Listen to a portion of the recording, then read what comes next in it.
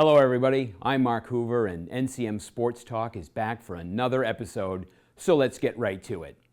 To dive right into the show, Kate Curtin and Jen Dwyer, head coaches of the swim and dive team and teachers here at Norwood High, stopped by the studio to talk about their past season and the splash their team made this year.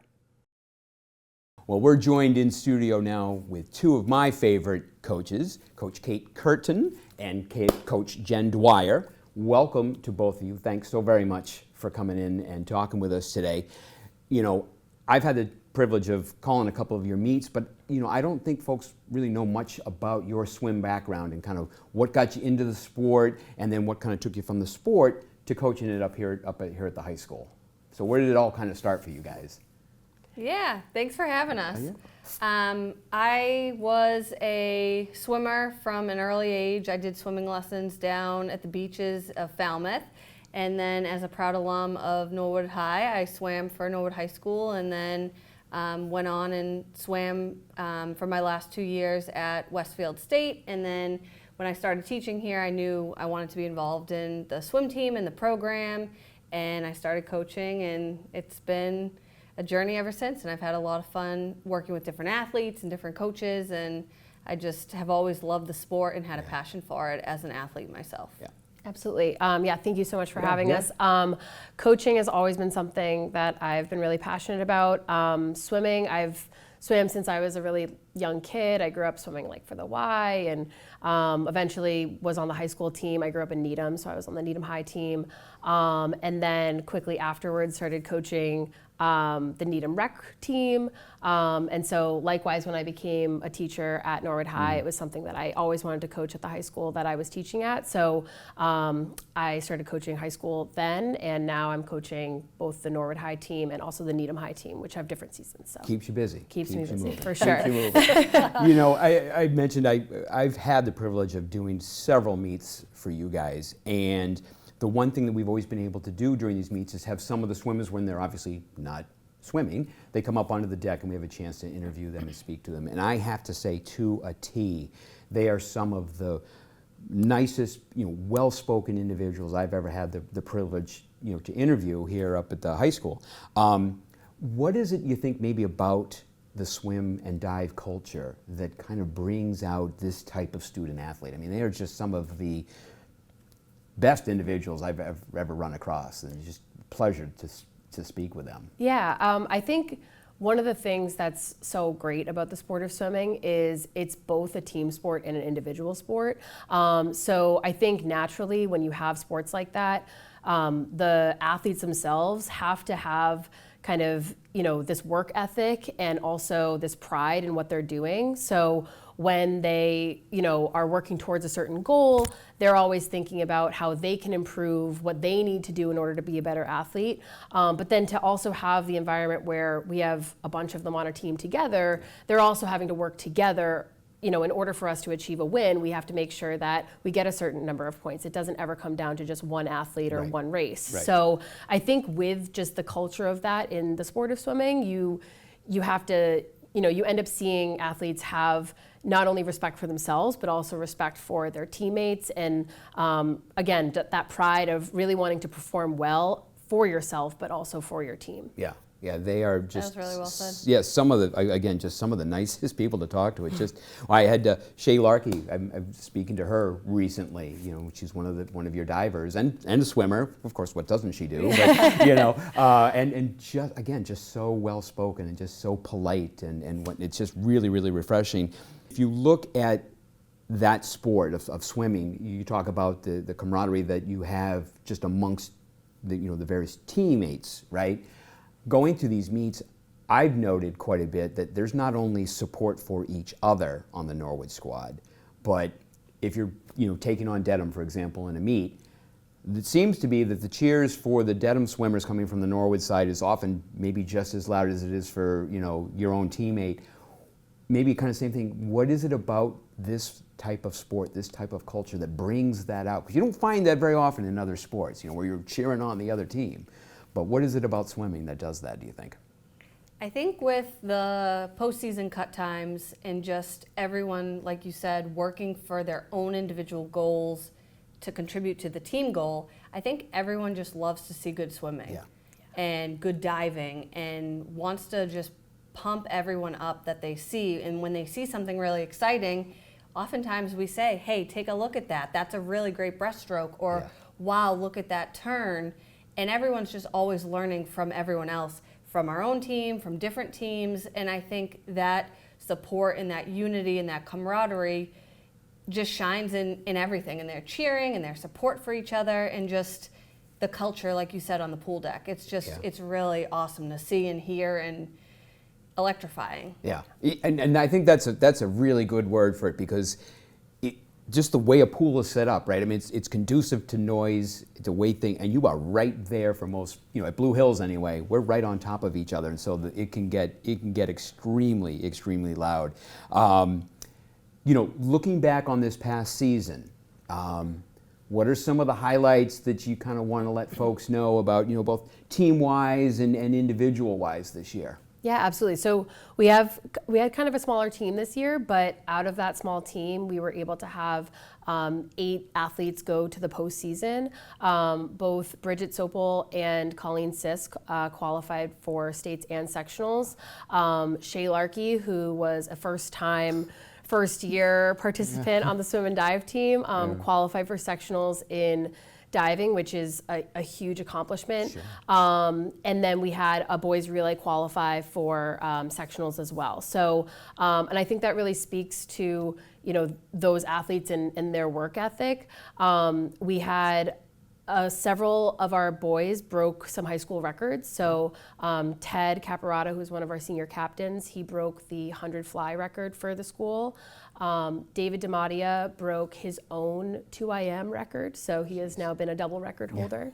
And then Caleb Kwan, who is a freshman this year, he broke, I believe it was the 200 freestyle record, as well as the 100 backstroke record. So definitely some exciting stuff happening in terms of like legacy building for our program.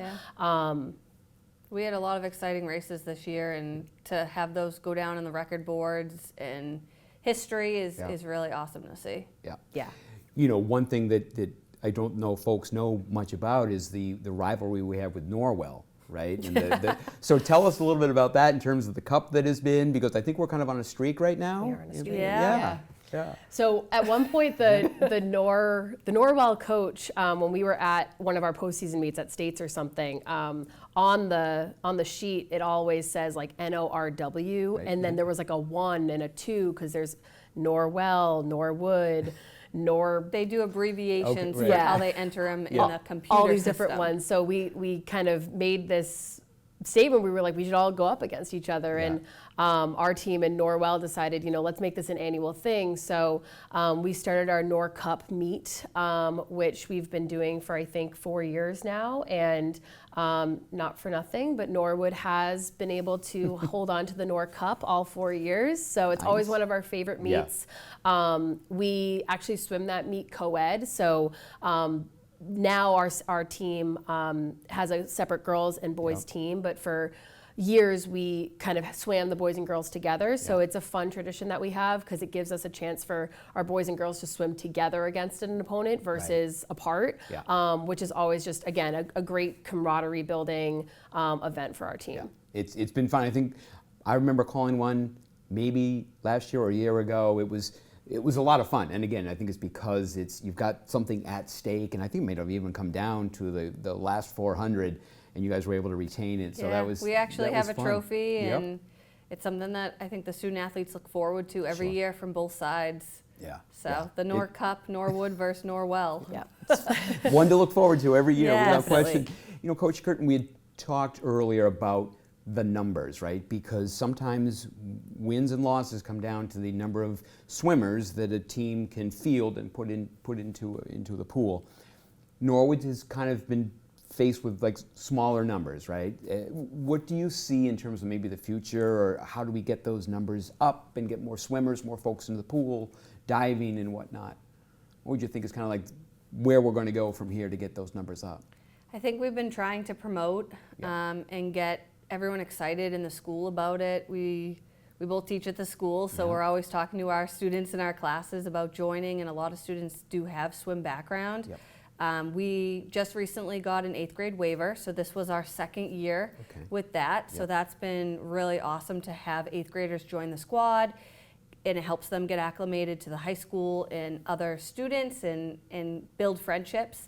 So we're hoping that 8th grade waiver will continue, and we'll continue to promote at the middle school and just keep working at getting the word out there that we have an awesome team, an awesome program, and just a lot of fun. Definitely. I would say too, it's one of those sports where it's a lifelong sport, and so a lot of our athletes grew up swimming in some capacity, whether it was lessons or maybe being part of the rec team here locally. So it's a great time to give it a try again, and especially with diving, there's not a lot of youth diving programs. So if you're interested in gymnastics, or if you have a little bit of that background, or you're just interested in giving it a try, same with our swim team too. We're always kind of willing to have people give it a try because it is such a great sport. It really, really is. I swam once when I was little, and I think my mom said, all right, you're done. But again, having gone to those meets, it's unbelievable. It really, really is. The atmosphere is electric. I think to your point too, Kate, and you mentioned Shea Larkee earlier, she joined this year for the first time, not really knowing what to expect, and she ended up in the postseason team and did amazing. So I think it really speaks to our program and just being able to join and set goals for yourself, work at them, and excel. Yeah, and it is fun to watch. I mean, and I think, like you said, it is something that one can do their entire life, because it's a workout, right? I mean, it's a good, healthy workout, and it has been, from my personal standpoint, an absolute pleasure to be able to come and call these things. I think they're so much fun. So I would highly recommend. Thank you. This next year we get like a small student section, and we can really turn it into like a home pool advantage right out there at Blue Hills. So, but to both of you guys, thank you. Certainly not only for the coaching and all the time that you spend with these athletes, but you're up here, every day during the school year teaching these folks and whatnot. So thank you both for all that you've done to the students, to the athletes, to the swim program, and we'll continue to plug it along and just get those numbers going. Thank you so much. Congratulations on this past year. Best of luck going forward. I'm sure we'll be down there this year. Yes, we'll bring a camera down. Pack the barn. Pack the pool. Pack the pool.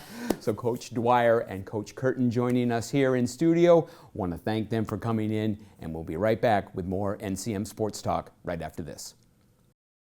Although summer is in full swing, let's look back this past spring season and head to the backfield for some girls lacrosse post-game interviews.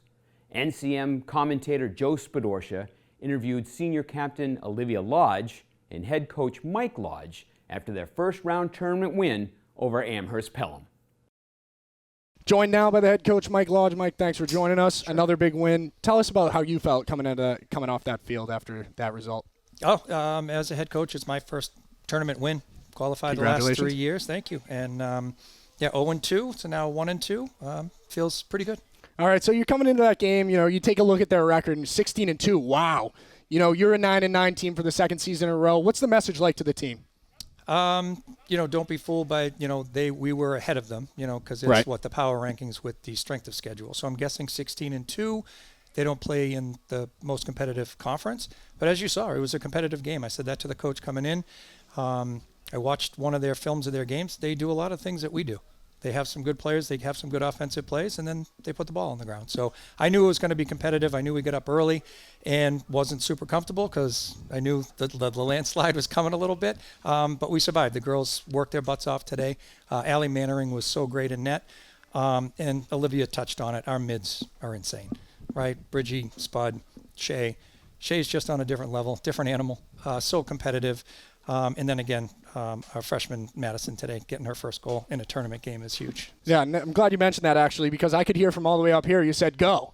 What were you seeing from the sidelines that gave her that go? So Madison, a freshman, get some spot time to give those three mids that very rarely come off the field, give them some spot time.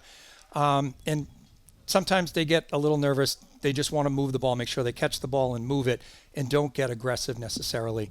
It was a wide open lane. They just left her there, so I was just screaming, go, go, go. And she finally went, and it closed a little bit. She made a couple of nice moves. She's a super athletic kid, and buried it, and the whole team went bananas. It was great. Yeah, absolutely. And what a great moment. And I even mentioned on the broadcast, I could hear you yell go from up here. So, hopefully that picks up over on the broadcast. So just talk about your team's ability to close out that close game towards the end of the stretch there.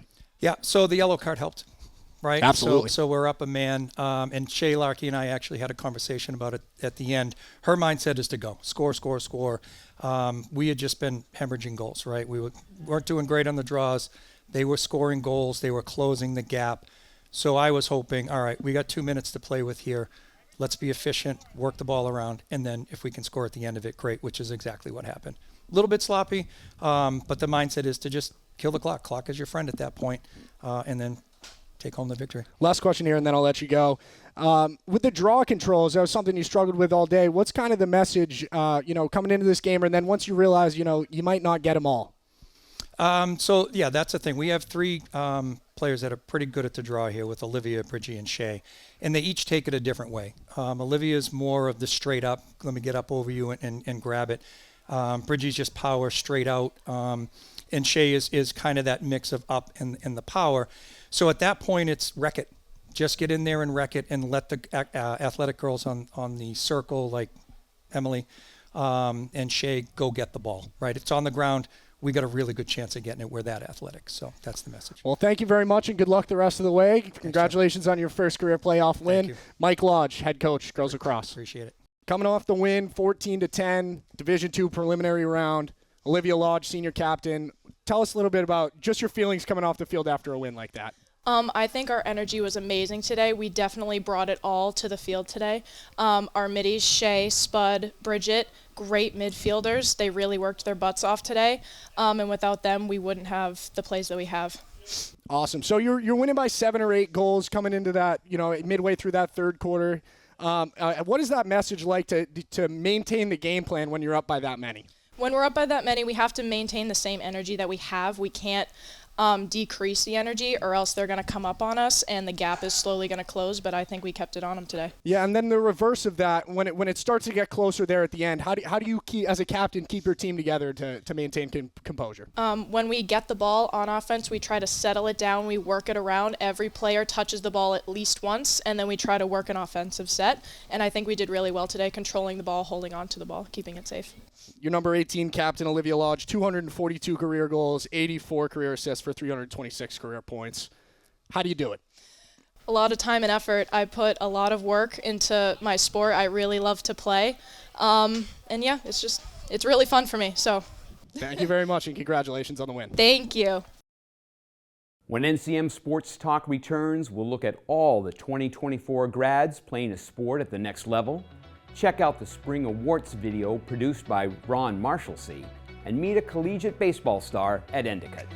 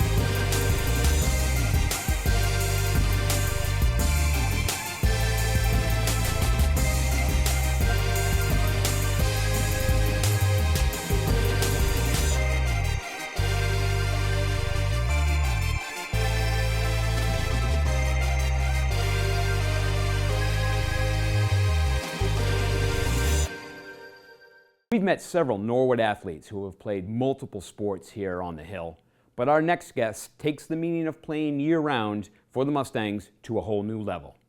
We had the chance to sit down with 3-sport athlete Shea Larkee as she is about to enter her final 3 seasons of high school sports. Well, many students would consider, your senior year, taking a full class load and maybe participating in a couple of varsity sports to be, extremely challenging and tiring. Well, our next guest has decided that, 2 sports is not enough. She wants to do, once again, 3 sports. And so joining us here in studio for the class of 2025, 3-sport athlete, Shea Larkee. Shea, welcome. Thanks for having me. Thanks for coming in today.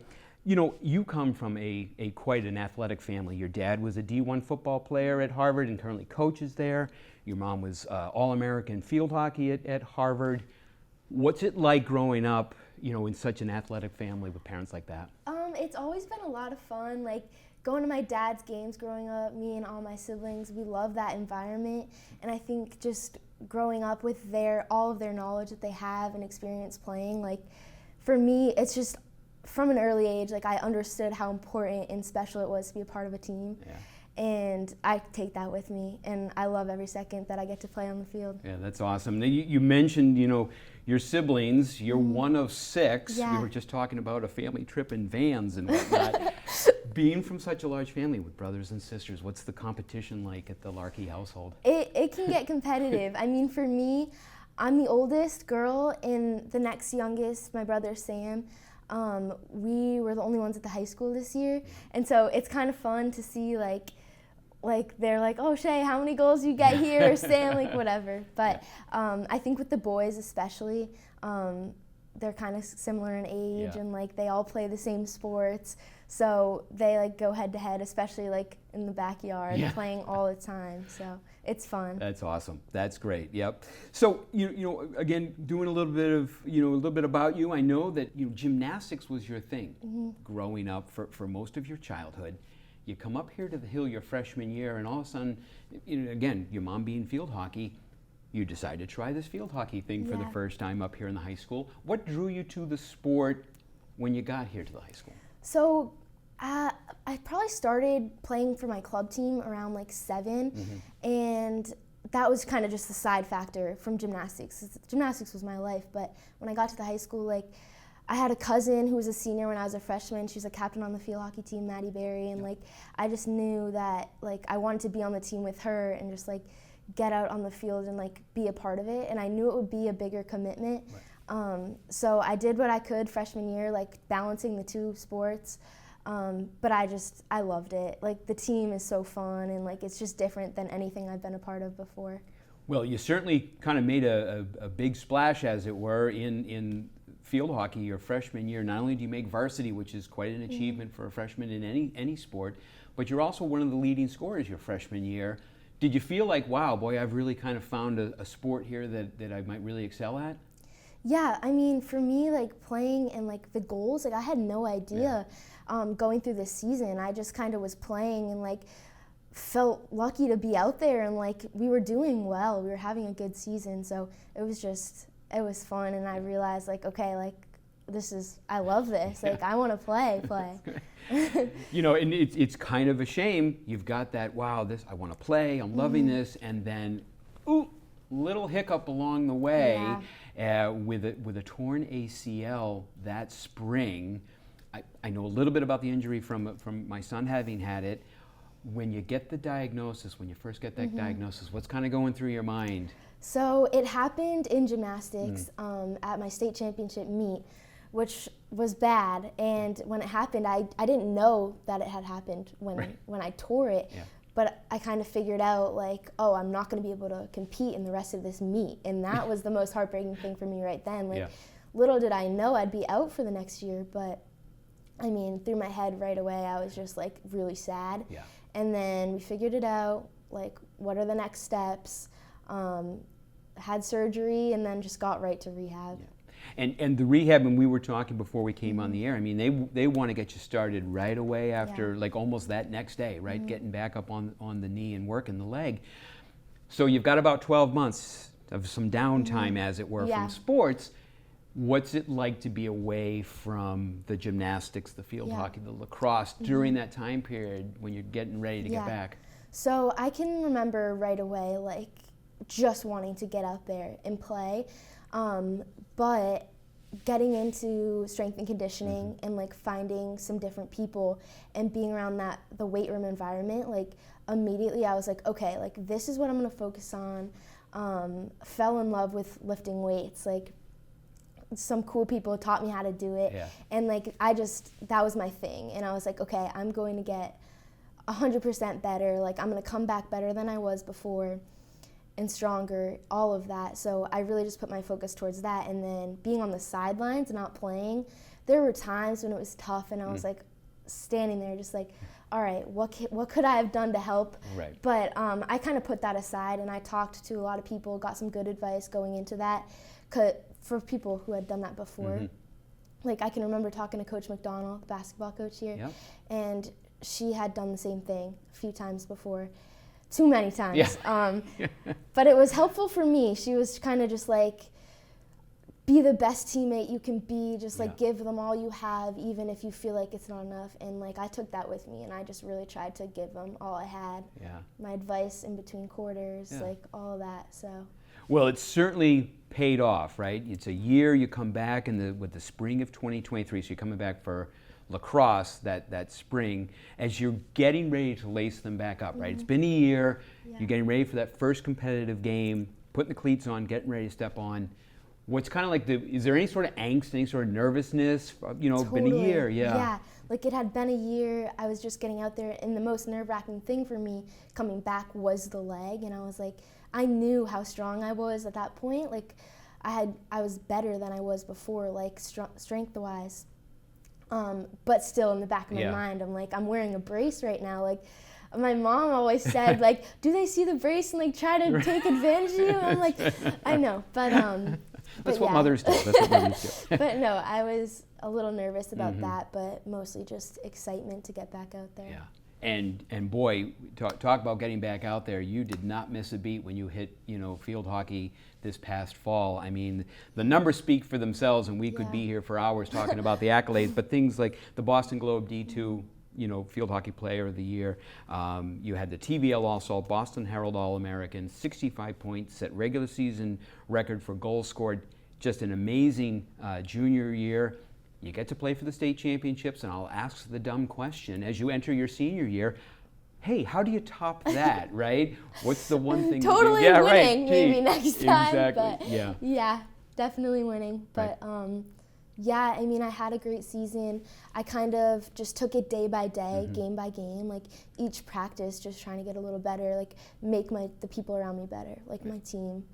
And all those things that like you just mentioned, I just really think that like any of those records say more about the people around you than yourself, and I couldn't have done it without my team. So. It was a very special team last year. It was so much fun to watch, to get to that final moment, to get to that state championship and to win it this year. What do you think it's going to take? Just hard work and focus, and we got to want it, and I think we do. I mean, we've already started summer leagues and everything. Like we're playing in a couple of them, and we're just trying to get it back and like work with the new people. Losing seniors is never easy, but everyone's in the same boat with that one. Like we're just getting better. Well, we're looking forward to it. So you've got this season coming up, and a big lacrosse player, 50 goals last year scoring. So you've got that coming up, next spring. The one that I just absolutely, like I said, somewhat boggles my mind is the old notion of, I'm not doing anything this winter, so maybe I'll just start to throw myself off a diving board. Join the swim and dive team and tell the folks how much diving you had done before you decided to start diving for the varsity swim team. None. I find that amazing. Do you think that some of the gymnastics background totally certainly helped? Yeah, so one of my good friends who I did gymnastics with for a while took up diving after like a back injury. And like has excelled so much. She's like diving in college now, and so like that was definitely an inspiration for me. But I was just like, I knew I wasn't going to go back to gymnastics, and mentally to keep myself sane, I had to like be participating in a sport. So I was like, all right, I'm going to try it out. Like the pipeline from gymnastics to diving is pretty popular, so I did it. Not only do you do it, which again I've had the privilege of calling a couple swim meets. Not only do you just decide to pick it up, which I find quite funny, but then you qualify for South Sectionals, like on the first time doing it, Yeah. which again is just such an amazing accomplishment. Yeah, so that actually, I didn't know. I wasn't sure. I had people around me like, you're going to get it, but I was like, oh. But the last like meet of the season that I was able to qualify, I did. So it was really confusing for me. There's a lot of the diving world is completely different than anything I'm used to. Yeah. But like a lot of like planning and like coaching went into that. And it was just exciting. I was competitive with myself for that one. Yeah, so. that was so much fun. You know, and finally, senior year, a lot of folks kind of enter with college thoughts, after school, you know, what they might work, military, what it might be. It's always kind of a pressure field. That's one less pressure for you to have to kind of worry about as you're committed to Cornell to play field hockey at the D1 level, which is extremely impressive. Again, kind of come back to it though. You come from an Ivy League household. You've got a bunch of Harvard Crimson, and now you've got the Big Red. Is there any sort of competition in the Larkee household now from an Ivy League standpoint? I would say definitely with my dad. I wasn't quite sure I'd be able to get him to wear a different color red, but they're all excited for me. That's great. And yeah, I can't wait. And just real quick, what was it about Cornell that kind of led you to go there? It wasn't always on my radar, but I went and saw it, and I met the girls on the team, and I was like, these girls are awesome. Like, I want to be around them. Loved the coach. Just really good team that they have. So. Well, that'll be fun, and I know that Cornell and Harvard will play each other. So maybe there'll be a bet within the Larkee household that when Cornell wins, they have to wear the Big Red, and if Harvard wins, you can still wear the Big Red, right? Yeah. So, you know, Shea, congratulations on everything thus far. You know, the numbers are just kind of off the charts, but to come back from such an injury and to continue to work as hard as you have, extremely impressive. Best of luck this fall season. And real quick, as you're entering your last year, what are you kind of looking forward to? I think just being a senior, like finally all these years, but like I can't believe it's already here, but like goes quick. To see like the freshmen coming in and just meeting them and creating new teams and families. It's going to be a lot of fun. Senior year is always a fun one, so enjoy every moment of it. And we'll be thrilled to be watching you on NCM as we cover a bunch of your stuff and dive especially. I'm just going to cover all the dive events because I love swim and dive. I think it's a lot of fun. That's great. Shea Larkee, everybody, joining us here in studio. We'll be right back. Students and parents always look forward to the highlight video that is played on the big screen during NHS Sports Awards, and this spring was no different. And here now are some of the highlights from the spring video produced by NCM's very own Ron Marshalsea.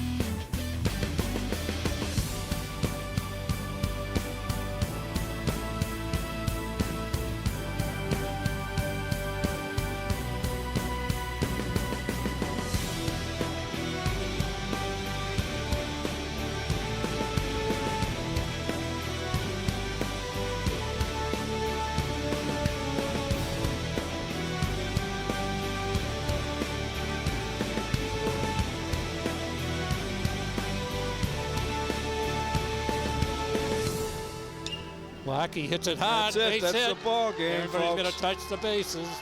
And there's a win. Larkee, this kid is, for a sophomore. Yep. This kid's That's all you needed was some contact. Wow. What a game. Norwood walks off Zavarian 4-3 here.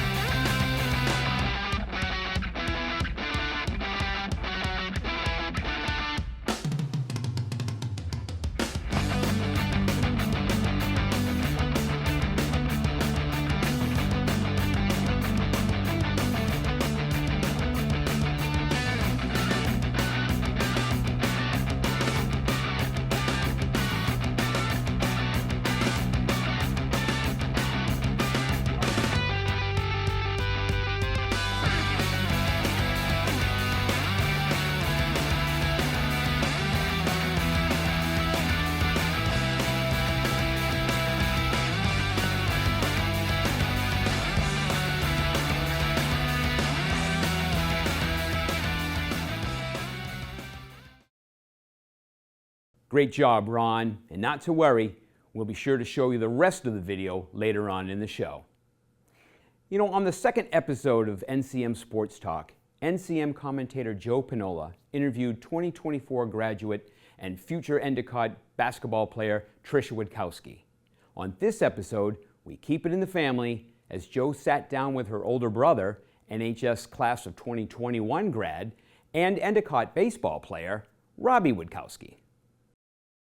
Hello folks, and welcome to NCM Sports Talk. I'm Joe Pinola, and we have quite a treat here today. Robbie Wladkowski is here with us from Endicott College baseball, entering his senior year. Robbie, thanks for joining us today. Yeah, thank you for having me. It's good to be here. You got back in the old stomping grounds. I know, it's nice these summer days, especially. We're back here in the AC. Yeah, the AC is where it's at. Is it strange for you coming back here to Norwood High?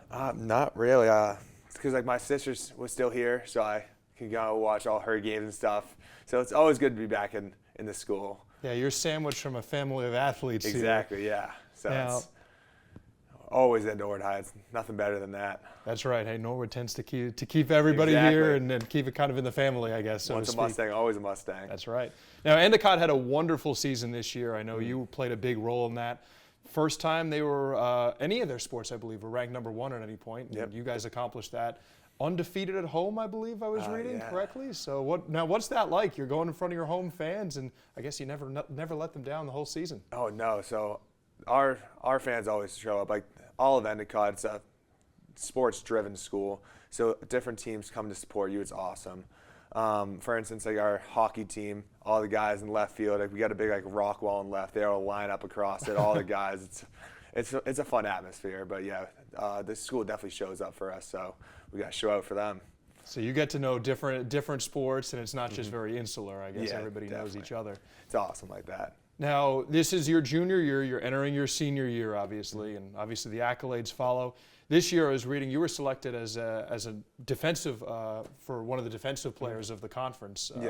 You and your infield counterpart, second, third base, and shortstop. Yeah. What's that like, playing next to somebody who had a lot of success and then being so strong defensively yourself? Yeah. So TJ, our shortstop, he's going to be a junior. Like one of my closest friends at the school. Like me and him, he came in as a freshman, took over the starting shortstop spot immediately. Like he's a legit player. So being side by side with him, like I have his back, he has my back, and we just know if a ball's hit on the left side, we're making that play, like no matter what. So it's really nice to play next to him. Yeah, now you're listed as an infielder on their site, which is interesting because I know here you played a lot of shortstop. Obviously had the ability to bounce around a bit. You played some second base in college, played some third base. What's that like, going through being able to play some different spots, plug in wherever the coach needs you, and still obviously excel at such a high level? Yeah, so my freshman year, actually, I was on like the utility team, so I bounced around from third, second, and first. Oh, wow, okay. So the only spot I never played in the infield was shortstop, which I ultimately have played my whole life, which that was kind of a little bit like weird to get used to, but for like infield's kind of all the same. It's just fielding the ground ball, throwing it across the diamond. It's all basic stuff, so it's just kind of getting some reps at each position, like prior to like a game or anything, and just be ready to go for wherever the coach needs you. Was there anything you worked on in particular with the coach saying, hey, you're going to play a lot of third base this year? I know maybe a little bit of a quicker reaction, but did you go through some more specific drills since you hadn't played that position in a while? Yeah, so like a lot of the year last year I was at second base all of last year, and then our third baseman went down right before playoffs, so I had to switch over, and then me and our assistant coach like kind of just worked on everything like for days and days, just like repping it out, like different game situations, scenarios, just so I'm like kind of used to it. And then when the game started, just get ready for that. And then I just stuck with that position all year this year, which is, love third base. It's fun, hot corner. Clearly it went well for you. Yeah, it was fun. Now, offensively, I know you also took some big strides. I was really impressed seeing your sophomore year. It seemed like you had a big jump. You suddenly were hitting over 300. You hit double-digit home runs that year.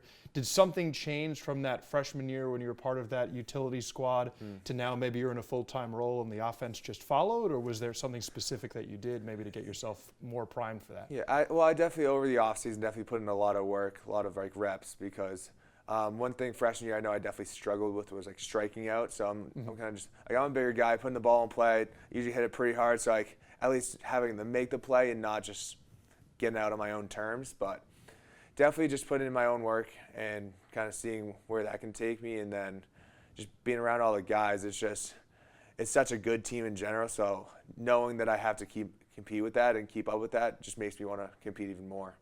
Now, I know Endicott made it all the way to the College World Series. In fact, you guys won the conference, I believe, the last 3 years. Yep. So I guess since you've been there, it's really pushed Endicott maybe up to the top. What was that like, your experience playing in that College World Series and going against teams that maybe you haven't faced before? Yeah, so it's so much fun. The whole atmosphere there is crazy.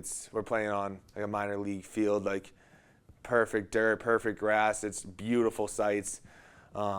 It's different there. It's not like Northfield back at Endicott where we play, but it's tough too. It's the top 8 teams in the country. It's legit baseball. It's tough, but I mean, this year we showed out a little better than last year, but hopefully this year we'll make it back again and win it all this time. That's a tough act to follow, obviously. Yes. You guys were so strong, reached that #1 ranking, and obviously maybe the season didn't end exactly the way you wanted it, but you still made quite a heck of a run. Does the team have specific goals for next year, and do you have any specific goals for next year that you're looking to do?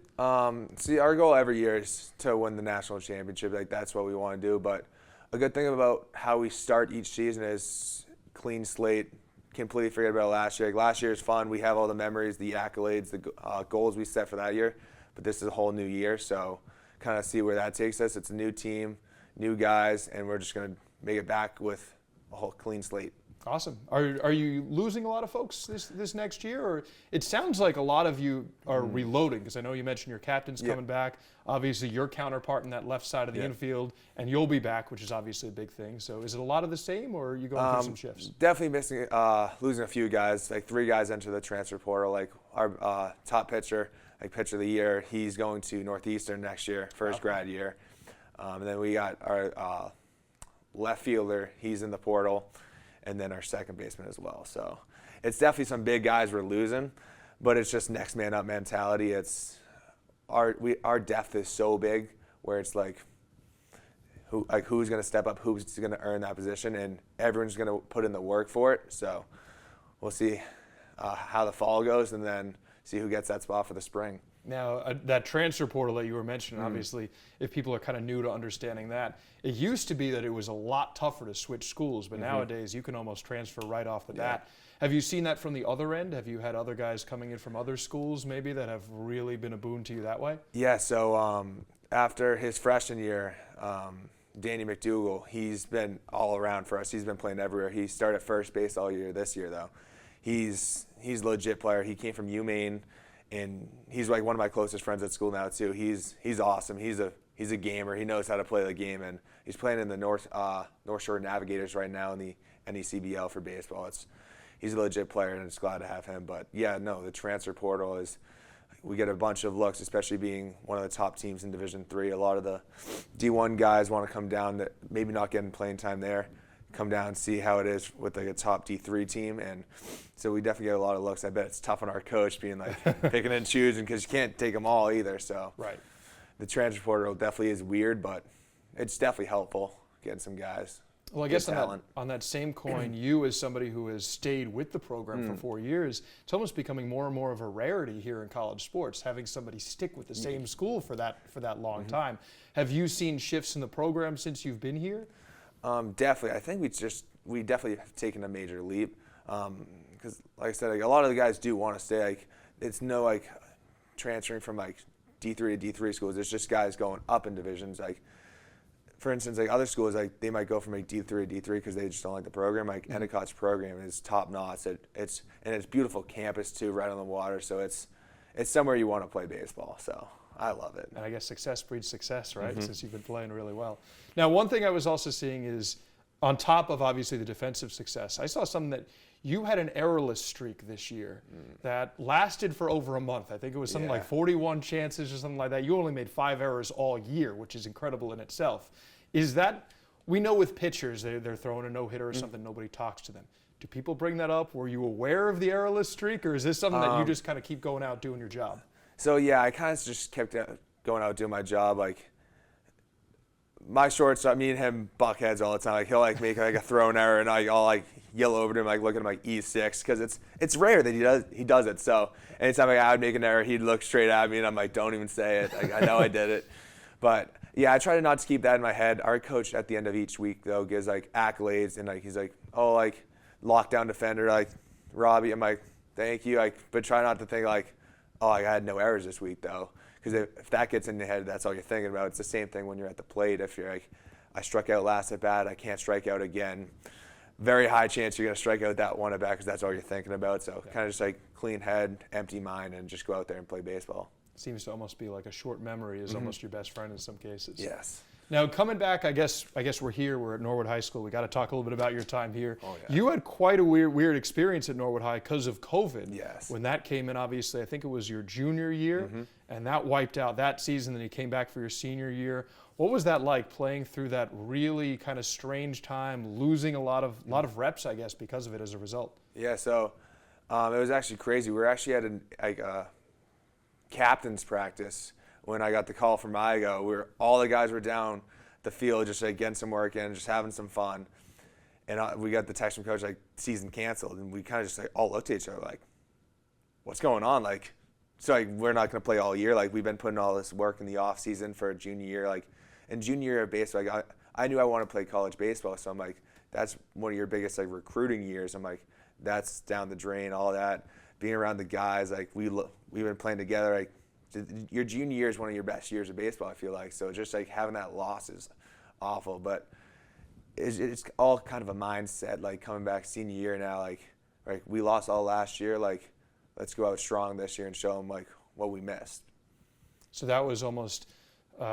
So it was very sudden, I guess, the way that you all kind of found out. Yes. Now, how'd the seniors in the team take that at that time? They were kind of just like blown away because it's like their senior year. They're like, so what are we gonna do? Like Sean French, he still went and played college baseball, which is great.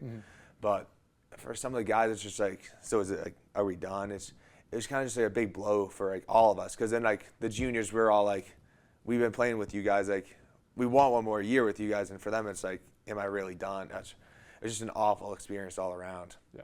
Now it did, I guess, on the positive end of it, it did kind of open some other doors. You were telling me before we came on that you were playing basketball your freshman year. You kind of kept up with that, conditioned with it, played basketball again your senior year, and you were, I think if I'm remembering this right, were you a 4-sport athlete here during one of those years? Like, no one can really say that these days because we only have the 3 seasons, but that odd weird. fall 2 season kind of led to that. Yeah, so when football got canceled my senior year, I was like, and that's one of the sports that I've loved. I've played that since I was in 3rd grade, like loved it. I'm like, am I really not going to have a senior year of football, like my last year ever playing?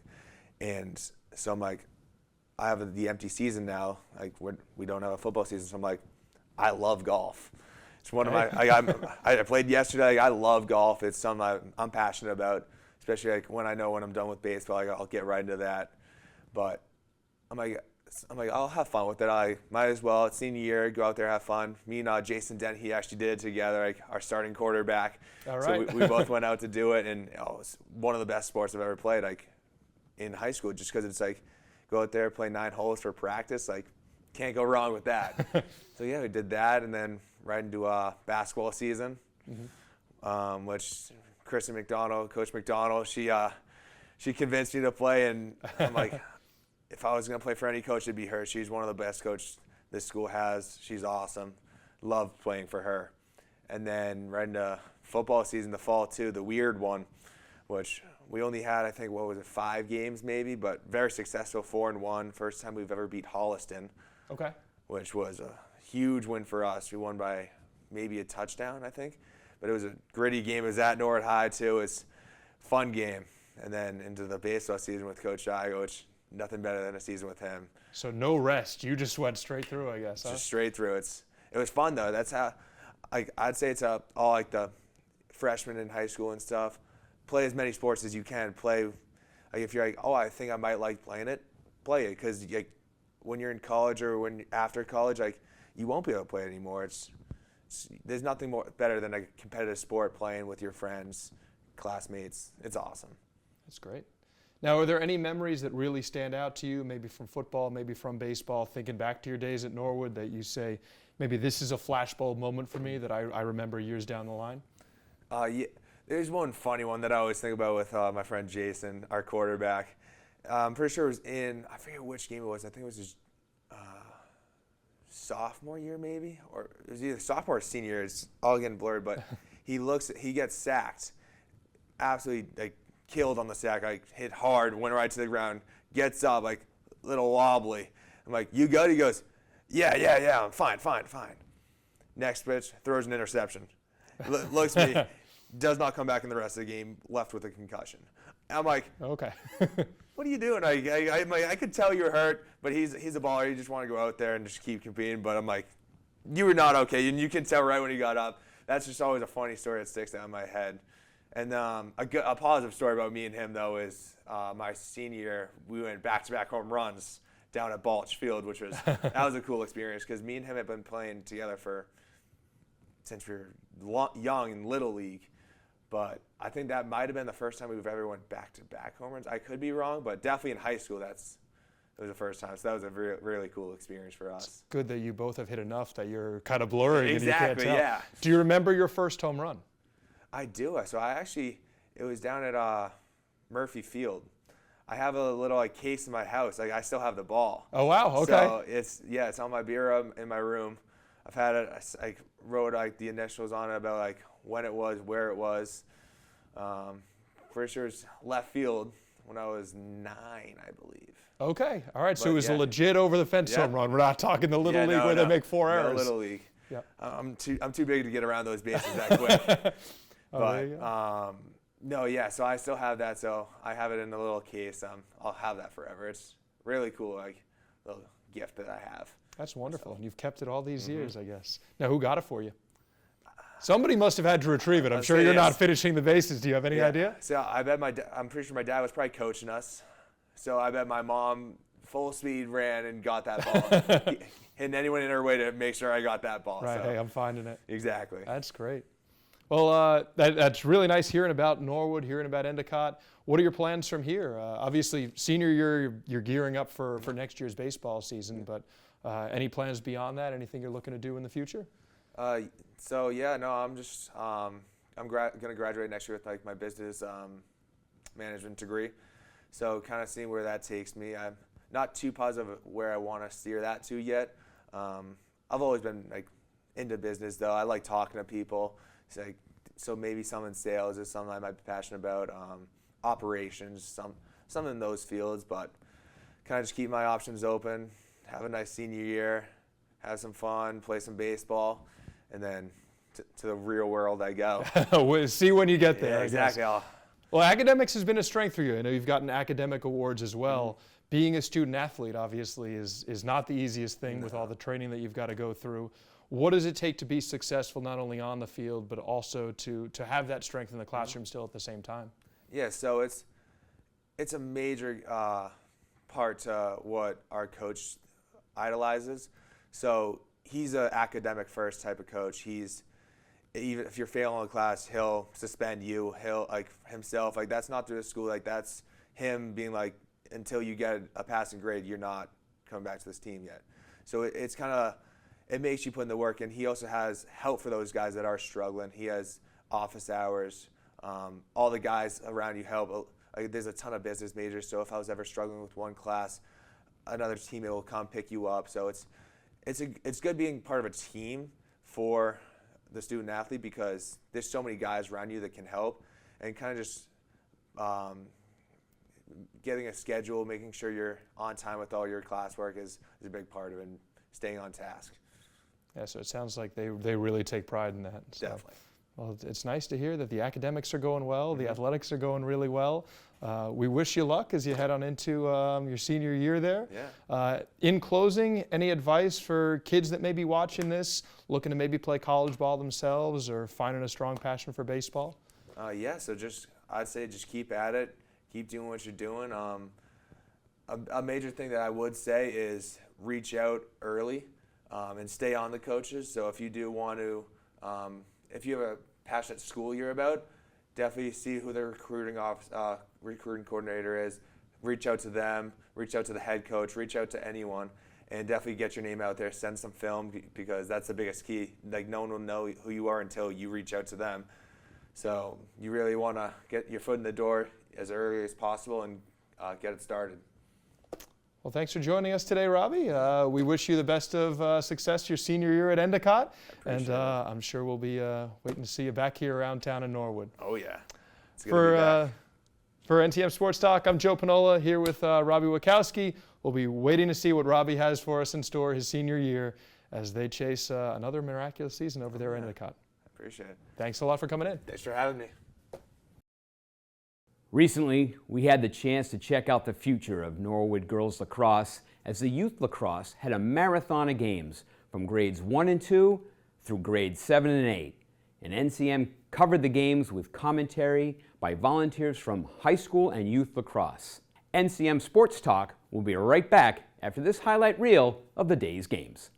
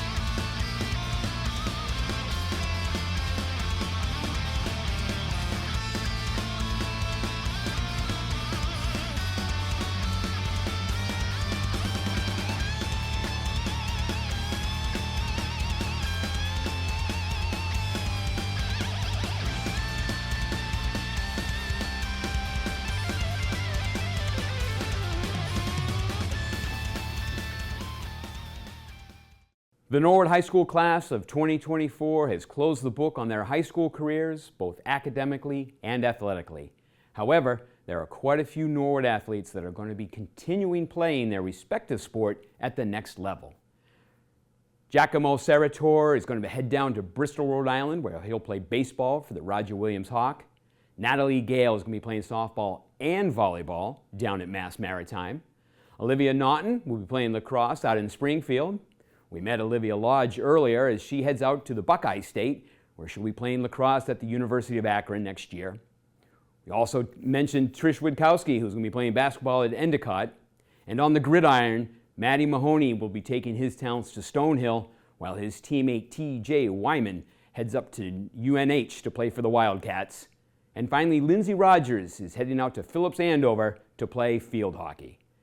Best of luck to all of these fine athletes, and congratulations to every member of the class of 2024. And as promised, we're now going to take you to the rest of the Spring 2024 highlight video. Let's roll the tape.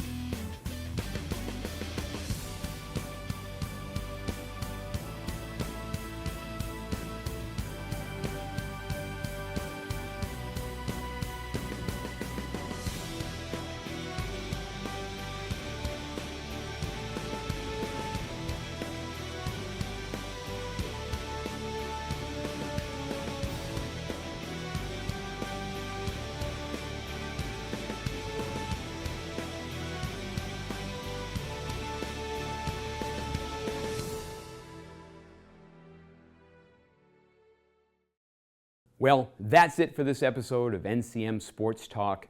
Once again, we hope you've enjoyed the program, and remember, to stay up to date with all things Norwood sports, tune in every week for Ron Marshalsea's Sportscast on Norwood News. And if you missed any one of NCM's broadcasts, or you just want to see a certain game or program again, you can always go to the on-demand feature on the NCM website, norwoodcommunitymedia.org.